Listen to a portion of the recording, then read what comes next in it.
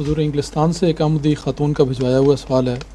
وہ لکھتی ہیں کہ ایک حدیث میں نبی اکرم صلی اللہ علیہ وسلم نے فرمایا ہے مسلمانوں کو ہدایت فرماتے ہوئے کہ تم بہت محبت کرنے والی اور بہت اولاد پیدا کرنے والی عورتوں سے شادی کرو.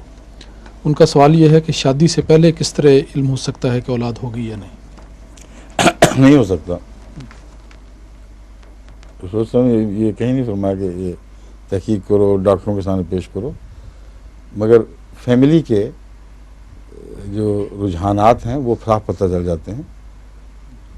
بعض خاندان ہیں جن میں ایک ایک دو دو بچے پیدا ہوتے ہیں، بعض خاندان ہیں جن میں عورتیں ماشاءاللہ بڑی صحت کے ساتھ 5 8 10 بچے بھی پیدا کر لیں، ان کو پتہ بھی نہیں لگتا. اور کئی ایسے خاندان کی عورتیں آتی ہیں اور کہتی ہیں دعا کریں ہمیں اور اللہ تعالیٰ اولاد دے. بہت خوشی ہوتی ہے، اچھے نیک بچے ہیں بڑے. تو 10 کے بعد بھی خواہش نہیں مٹتی.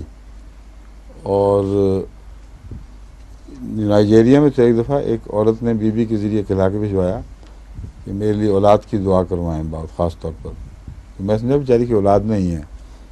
میں نے کہا پوچھو بیچاری کو کب سے ہے شادی اور اولاد نہیں ہے تو کیا وجہ ہوئی؟ تو اس نے کہا میرے تو 19 بچے ہیں.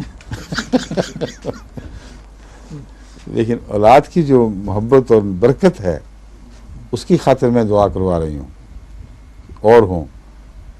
تو جن خاندانوں میں روایتاً عورتیں صحت مند ہیں، ان کے جسم متناسب ہیں اور بے وجہ کولے تنگ نہ ہوں یا اور ایسی تکلیفیں نہ ہوں جن کی وجہ سے اولاد میں روگ بنتی ہے، تو ان کا پتہ تو لگ جاتا ہے.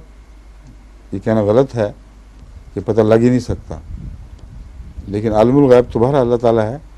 اگر اس نیت سے آدمی تلاش کرے کہ نیک دین والی ہو اور صحت کے لحاظ سے اچھی اولاد پیدا کرنے والی، چونکہ رسول اللہ صلی اللہ علیہ وسلم نے فرمایا، تو پھر ہرگز بعید نہیں کہ اس کے اندر کمزوریاں بھی ہوں تو خدا دور کر دے. ٹھیک ہے، آگے چلیں.